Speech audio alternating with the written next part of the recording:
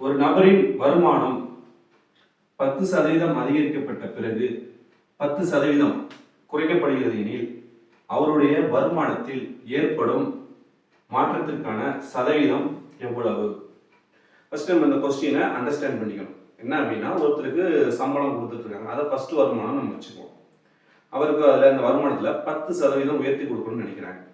அப்போ அந்த வருமானத்தில் 10% எவ்வளோ கண்டுபிடிக்கணும்? ஒரு அமௌண்ட் வரும். அந்த அமௌண்ட்டையும் அந்த ஃபர்ஸ்ட் சம்பளத்தோட கூட்டிக்கணும். அதுதான் செகண்ட் வருமானம். செகண்ட் வருமானம் அவங்க கொடுத்துட்டு இருக்காங்க. அப்புறம் என்ன பண்ணுறாங்க, அந்த செகண்ட் வருமானத்தில் ஒரு 10% குறைக்கணும்னு நினைக்கிறாங்க. அப்போ அந்த செகண்ட் வருமானத்தில் 10% எவ்வளோன்னு பார்க்கணும். ஒரு அமௌண்ட் வரும்.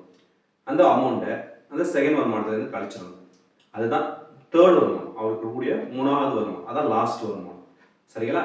அப்போ ஃபர்ஸ்ட் வாங்கிட்டு இருந்த அந்த வருமானத்துக்கும் அந்த லாஸ்ட்டாக வாங்கிட்டு இருந்த அந்த தேர்ட் வருமானத்துக்கும் இடையே உள்ள டிஃபரன்ஸ் எவ்வளோன்னு பார்க்கணும். அதுதான் சம்பளத்துக்கான வருமானத்திற்கான மாற்றம். அடுத்து அதுக்கான சதவீதம் நம்ம லாஸ்ட்டாக பார்ப்போம். இந்த மாதிரி கணக்கில் அவங்க சம்பளம் நம்மளுக்கு என்னன்னு தெரியாது. சரிங்களா? அது மாதிரி நேரத்தில் வந்து அந்த சம்பளம் வந்து 100 ரூபான்னு வச்சுக்கணும். சரிங்களா?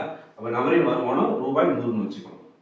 அப்போ அந்த 100ல் 10% எவ்வளோ, 100ல் 10% எவ்வளோன்னு பார்க்கணும். இந்த மாதிரி கொடுத்துட்டா 100ஐயும் 10%ஐயும் பெருக்கணும். இப்போ 100 பெருக்கல் 10%, 100 பெருக்கல் 10 சதவீதத்துக்கு பதிலாக 1/100. இங்கே 100 இருக்கு, இங்கே 100 இருக்கு, நம்ம அடிச்சிடலாம். மீதி என்னோடது 10 தான். அப்போ 10 ரூபாய், 10 ரூபா தான் உயர்த்தி கொடுக்க போறாங்க. அப்போ ஃபர்ஸ்ட் வருமானம் வந்து 100, அதோட 10 ரூபாய் போட்டோம்னா 110 ரூபா. அதான் செகண்ட் வருமானம். செகண்ட் வருமானத்தோட 100 + 10 110. இதுதான் அவர் கூடிய செகண்ட் வருமானம். அப்போ என்ன பண்றாங்க, அந்த செகண்ட் வருமானத்துல ஒரு 10% குறைக்கணும்னு நினைக்கிறாங்க. அப்போ நம்ம செகண்ட் வருமானத்துலேருந்து 10% எவ்வளோன்னு பார்க்கணும். அதாவது 110லேருந்து 10% எவ்வளோன்னு பார்க்கணும். அப்போ என்ன பண்ணிடணும், 110ஐயும் 10%ஐயும் பெருக்கணும். 110 பெருக்கல் 10%. அப்போ 110 பெருக்கல் 10 பெருக்கல் சதவீதத்துக்கு பதிலாக 1/100. இப்போ நம்ம என்ன பண்றோம், ஒரு 0வை ஒரு 0வை அடிச்சிட்டோம். சரிங்களா? அடுத்து 10ஆல் அடிக்க போறோம். 1 10 11 10 110, மேல 11 மட்டும் தான் இருக்கு. அப்போ 11 ரூபாய். அப்போ 110 ரூபாயில 10% 11 ரூபாய். அப்போ அவருக்கு மூணாவது வருமானம் என்ன பண்ணணும், அந்த 11 ரூபாயை செகண்ட் வருமானத்திலிருந்து கழிச்சிடணும். அதான் தேர்ட் வருமானம். செகண்ட் வருமானங்கிறது 110 ரூபாய், அதுல 11 ரூபாய் கழிக்கணும். கழிச்சோம்னா என்ன வரும், 99 ரூபாய் வரும். இதான் அவருடைய தேர்ட் வருமானம், அதான் லாஸ்ட் வருமானம். அப்போ ஃபர்ஸ்ட் வருமானம் 100, லாஸ்ட் வருமானம் 99. இதுக்கு இடையே உள்ள வேறுபாடு, டிஃபரன்ஸ் பார்க்கணும். அப்போ அதான் வருமானம் மாற்றம். ஃபர்ஸ்ட் வருமானம் 100, மூணாவது வருமானம் 99. இப்போ இதுக்கு இடையே உள்ள டிஃபரன்ஸ் 100ல் 99 போச்சுன்னா 1 ரூபாய். இதுதான் மாற்றம், அவருடைய சம்பளத்தில் ஏற்படுத்தக்கூடிய மாற்றம். இப்போ நம்ம என்ன பண்ணணும், இந்த மாற்றத்துக்கான சதவீதம் பார்க்கணும். அப்போ சதவீதம் பார்க்கும்போது ஃபர்ஸ்ட் அவர் என்ன வாங்கிட்டு இருந்தாரோ அதுல தான் சதவீதம் பார்க்கணும். 100 ரூபாயில 1 ரூபா அப்படிங்கிறது எவ்வளவு சதவீதம் அப்படின்னு பார்க்கணும். ஃபர்ஸ்ட் வாங்கிட்டு இருந்தது 100 ரூபாய். இப்போ லாஸ்டா அவருக்கு ஏற்பட்ட மாற்றம் வந்து 1 ரூபாய். சரிங்களா? அந்த மாற்றத்தை தான் நம்ம இதை ஒன்றாந்து சேர்க்கணும். சரிங்களா? லாஸ்டா வாங்கிட்டு இருந்த சம்பளத்தை நம்ம பார்க்கக்கூடாது, மூணாவது வருமானத்தை பார்க்கக்கூடாது, அது ஏற்பட்டிருக்க மாற்றத்துக்கு தான் சதவீதம் கேட்டிருக்காங்க. அப்போ ஃபர்ஸ்ட் அவர் வாங்கின சம்பளம் வந்து 100 ரூபாய், ஏற்படுத்தக்கூடிய மாற்றம் வந்து 1 ரூபாய். அப்போ அதுக்கான சதவீதம் 100ல் 1 ரூபாய் அப்படிங்கிறது, 100ல் 1 அப்படிங்கிறது எத்தனை சதவீதம்? அப்போ 100% நம்ம இதோட பெருக்கணும். சரிங்களா? சதவீதத்தை நம்ம மாற்ற போகும்போது எப்பயுமே என்ன பண்ணணும், 100% அப்படிங்கிறது தான் நம்ம பெருக்கணும். இப்போ வந்து இங்கே 100 இருக்கு, இந்த பர்சன்டேஜ் நம்ம என்ன பண்ணணும், ஒன்றுமே பண்ணக்கூடாது, அதை வச்சிடணும். 100ஐயும் 100ஐயும் அடிச்சிட்டோம். அப்போ என்னாச்சு, 1%. அப்போ அவருடைய சம்பளத்தில் வருமானத்தில் ஏற்படுத்தக்கூடிய மாற்றத்துக்கான சதவீதம் 1%. இப்படிதான் இந்த கணக்கை போடணும். இப்போ இந்த கணக்கில் இப்படியே தான் கேட்பாங்களா அப்படின்னு நம்ம நினைச்சு பார்க்காம வேற மாதிரி கேட்டா நம்ம என்ன பண்ணலாம் அப்படின்னு யோசிக்கணும். சரிங்களா? இப்போ இந்த சம்பளத்தை 10% அதிகரிச்சு 10% குறைச்சிருக்காங்க அப்படின்னா நீங்க பாருங்க 1%. ஒருவேளை 20% அதிகரிச்சு 20% குறைச்சா என்ன பண்றது?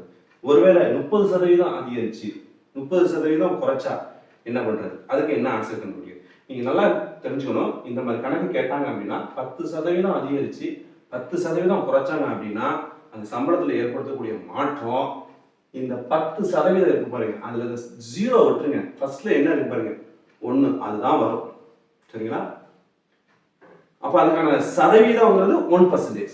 சரிங்களா? அடுத்து நான் என்ன பண்றேன், இந்த வர்க்கம் அப்படிங்கிறத நான் உங்களுக்கு ஒரு ட்ரிக்கா சொல்றேன் பாருங்க.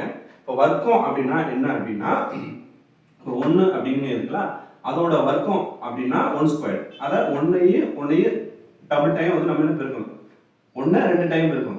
1 பெருக்கல் 1 அப்படிங்கிறதா 1ஓட வர்க்கம். 2ஓட வர்க்கம் 2², 2 பெருக்கல் 2 4. 3ஓட வர்க்கம் 3 9, 3 வந்து 2 டைம் பெருக்கணும். 4ஓட வர்க்கம் 4 16, 5ஓட வர்க்கம் 5 25. சரிங்களா? 6ஓட வர்க்கம் 6 36, 7ஓட வர்க்கம் 7 49, 8ஓட வர்க்கம் 8 64, 8 64, 9இன் வர்க்கம் 9 9 21. இதையே நான் போட்டிருக்கேன் அப்படின்னா இதனுடைய வர்க்கம் தான் இங்க மாற்றமா வருது. அதாவது இங்க 10% இருந்தா நீங்க என்ன பண்ணுவீங்க, இங்க இருக்கக்கூடிய நம்பரை 0 நாவல் வச்சுக்கீங்க, 1ன்னு வச்சுக்கீங்க. அப்ப 1 இங்க இருந்துச்சு அப்படின்னா 1இன் வர்க்கம் என்ன வருது, 1. அதுதான் ஏற்படக்கூடிய மாற்றம், அதுதான் ஏற்படக்கூடிய மாற்றத்துக்கான சதவீதம். ஒருவேளை இங்க 20ன்னு இருந்துச்சா 0 விட்டுருங்க, 2ன்னு நான் வச்சுக்கோங்க. அப்ப 2ஓட வர்க்கம் என்ன, 4. அதுதான் ஏற்படக்கூடிய 20% அதிகரிச்சு 20% குறைச்சா அப்படின்னா அதுக்கான மாற்றம் வந்து 4 தான், இந்த எண் தான் வரும். சரிங்களா? அது மாற்றத்துக்கான சதவீதம் வந்து 4% அப்படிதான் வரும். அப்போ 30% அதிகரிச்சு 30% குறைச்சாங்க அப்படின்னா அதுக்கான மாற்றம் 9 வரும், சதவீதம் வந்து 9% வரும். அப்போ 40, இதே மாதிரி தான் 40% அதிகரிச்சு 40% குறைச்சாங்க அப்படின்னா 16 வரும் மாற்றம். சரிங்களா? சதவீதம் 16%. இப்போ இந்த வர்க்க எண்ணில நீங்க இந்த மாதிரி நான் வச்சுங்க, நான் உங்களுக்கு என்ன சொன்னா டைம் எக்ஸ்ட்ரா எடுக்கும். இதை வந்து நீங்க புரிஞ்சுக்கிட்டீங்க அப்படின்னா இந்த மாதிரி மாத்தி கேட்கலாம். கண்டிப்பா இந்த கணக்கை இப்படிதான் கேட்பாங்க அப்படின்னு நம்ம நினைக்கக்கூடாது. இந்த கணக்கை ஆல்ரெடி எக்ஸாம்ல நிறைய டைம் கேட்டாங்க. அப்ப என்ன யோசிப்பாங்க அப்படின்னா இந்த கணக்கை நம்ம வேற எப்படி கேட்கலாம் அப்படின்னு நம்மகிட்ட யோசிச்சு பண்ணுவாங்க. அப்ப நம்ம இந்த கணக்கை வந்து இந்த அளவுக்கு செய்யாமலே நம்ம வந்து இந்த கணக்கை நம்ம இந்த மாதிரி போடலாம். இது வந்து செய்வதற்கான மெத்தட், இப்படிதான் நம்ம இந்த கணக்கை போடணும். ஒருவேளை இந்த மாதிரி கணக்கை கேட்கப்படும் போது நம்ம இந்த ட்ரிக்கை யூஸ் பண்ணலாம். சரிங்களா? இங்க என்ன எண், இந்த 0வை நீங்க மறந்துடுங்க. இங்க என்ன, அதாவது ரெண்டும் ஒரே மாதிரி இருக்கும். 10% அதிகரிச்சா 10% குறைக்கணும், 20% அதிகரிச்சா 20% குறைக்கணும், அந்த மாதிரி இருக்கும். சரிங்களா?